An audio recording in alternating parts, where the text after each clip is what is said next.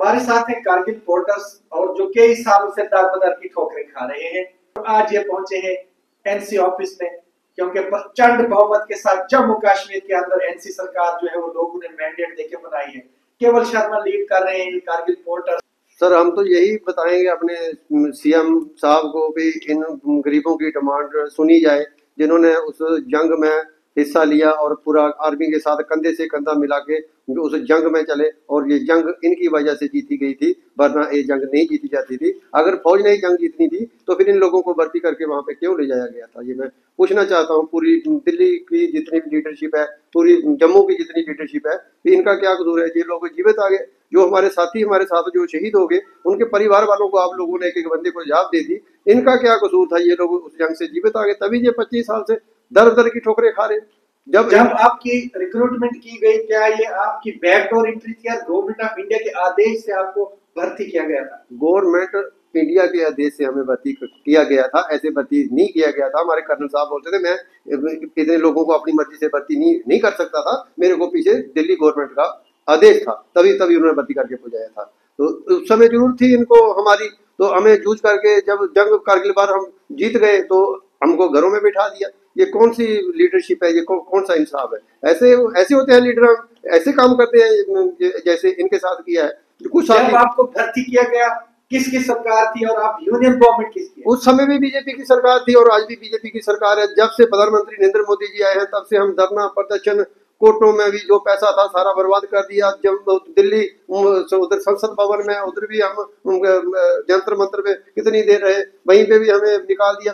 आपका काम आश्वासन पे आश्वासन, झूठ पे झूठ, झूठ पे झूठ, झूठ पे झूठ, बोलते ही गए और आज तक 26 साल हो गए। इन गरीबों का काम आज तक नहीं हुआ। हम तो यही गवर्नमेंट से कहना चाहते हैं, अभी तो बहुमत से जो गवर्नमेंट हमारी बनी है, हमारे उमर साहब से हम रिक्वेस्ट करना चाहते हैं कि हम आपके आगे अपनी फरियाद लेके आए हैं। ये लोग हिंदुस्तानी है, पाकिस्तानी नहीं है। इन लोगों ने हिंदुस्तान के लिए अपना खून के कतरे तक निकाले हैं और आज देखिए इन गरीबों का ये लोग क्या हाल कर रहे हैं। तभी बीजेपी की सरकार थी और आज भी बीजेपी की सरकार है।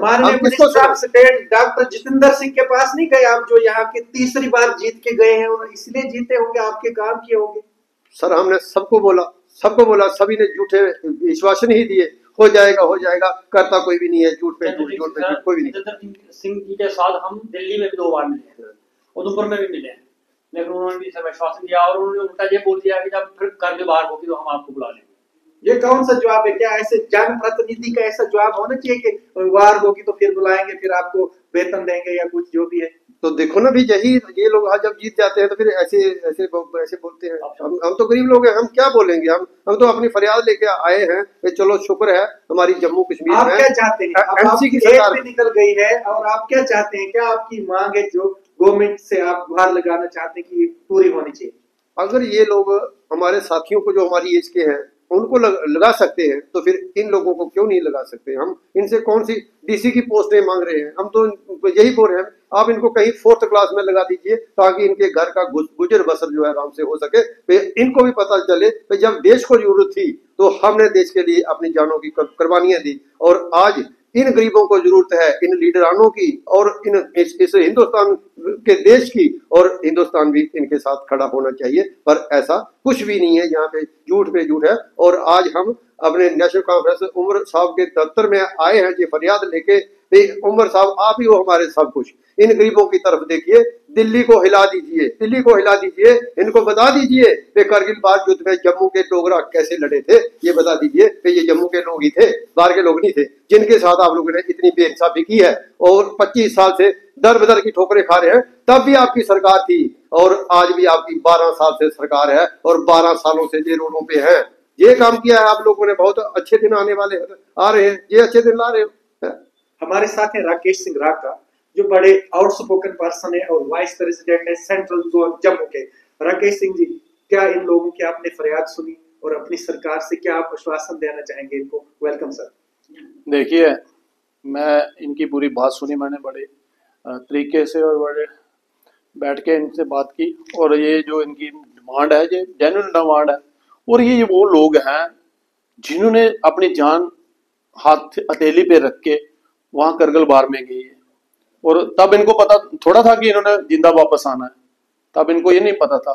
और ये एक देश के लिए जो मैं जो बात कर रहा हूँ तो मेरे रोंगटे खड़े हो रहे हैं कि जब कोई एक सैनिक जाता है बाहर में तो वो ये थोड़ा सोच के आता कि मैंने जिंदा आना है। उसके दिमाग में यही होता है कि मैंने अब जिंदा आना है कि नहीं आना कोई पता नहीं है। और ये 25 साल से ये दर बदर हो रहे हैं। मुझे तो बड़ी शर्म, मतलब ऐसे मुझे बड़ी ऐसा सोच रहा हूं कि ये जो लोग बीजेपी के लोग कहते हैं कि भाई हम हिंदुओं के रखवाले हैं, हम बड़े देशभक्त हैं, कि ज्यादा संघ के लोग हैं इसमें बीजेपी में, वो तो ज्यादा देशभक्ति की बोलते हैं। हमारे जहां बोलते हैं भारत माता की जय, भारत माता की जय, और कोई उनके पास वर्ड ही नहीं होता। तो मैं खुश होता हूँ, चलो यार भारत माता की। पर जब इन लोगों को मैं देखता हूँ यार ये कौन सी भारत माता को ये जय कर रहे हैं। ये जय वो है इन लोगों के साथ खड़े होकर जय होती है। ये जय वो नहीं होती हमने कहीं खड़े होकर तो जय करते, ये जय इनके काम करके। और ये दर बदर होते हैं। और हमारे वहां सेंटर में जितेंद्र सिंह जी जो मंत्री हैं वो पीएमओ है वहां, और हमारे जम्मू कश्मीर से हैं, और खासकर जम्मू के हैं। और ये लोग, ये भी जम्मू के लोग हैं, और ये हिंदू हैं, और इनके काम नहीं हो रहे, और जायज मांगा है। इसमें इन्होंने क्या है कि इनको बेचारों को तब बुलाया गवर्नमेंट, तब इनको जरूरत थी तो इनको बोला आप आ जाओ, तो ये चले गए। जब जरूरत नहीं तो इनको बाहर फेंक दिया, यूज एंड थ्रो। ये कौन सी पॉलिटिक्स और ये कौन सी सरकार हो गई। और 12 साल से बीजेपी की सरकार है और ये दर बदर हो रहे हैं। और जितेंद्र सिंह जी से मिले हैं, एमपी से मिले हैं, और कहीं जंतर मंतर में बैठे हैं, कोई अफसर इन्होंने नहीं छोड़ा। यार ये क्या है, ये तो अपने बेनिफिट मांग रहे हैं, जो हमें बाकी वालों को देता हमें दे दो। ये तो कह रहे हैं 4th क्लास में हमें लगा लो, जहां हमें वो बेनिफिट दे दो जो हमें चाहिए थे। और इनके पास जो सरमाया था, जो उन्होंने पैसे थे, वो भी बेचारों ने लगा दिए। अब घर से दर बदर हो रहा है, घर में रोटी खाने को नहीं है इनको। बेचारे गरीब लोग हैं ये कोई अमीर लोग नहीं है। और बीजेपी जो कहती है कि भाई हम हिंदुओं के रखवाले हैं, हम देशभक्त हैं, तो ये देशभक्ति इधर से पता चलती है। ये देशभक्ति है बीजेपी की, जो आज ये इनको दर बदर कर रही है। बेचारे कभी कहीं घूम रहे हैं, कभी बैठ रहे हैं, कभी जा रहे हैं, और इनके जेब में पैसे नहीं है, रोटी खाने को पैसे नहीं है, ना घर में है ना बाहर है, और बच्चे दर बदर हो रहे हैं। आजकल की महंगाई में तो जीना मुश्किल है। घर में बैठ के भी आदमी बैठ नहीं सकता क्योंकि इतनी महंगाई है। तो वही आप डबल इंजन सरकार की बात करें तो सच कहने से मैं भी दूर नहीं रहता हूँ, ना मैं डरता हूँ सच बोलने से, क्योंकि सच के लिए हमने जनता के साथ खड़े होना है।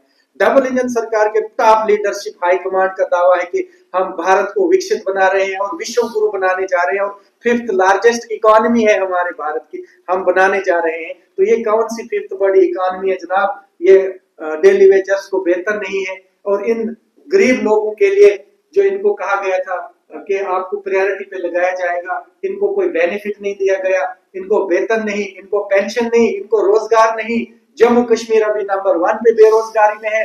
20 करोड़ लोग जो है हमारे खाली पेट सोते हैं। ये कौन सा विकसित भारत है।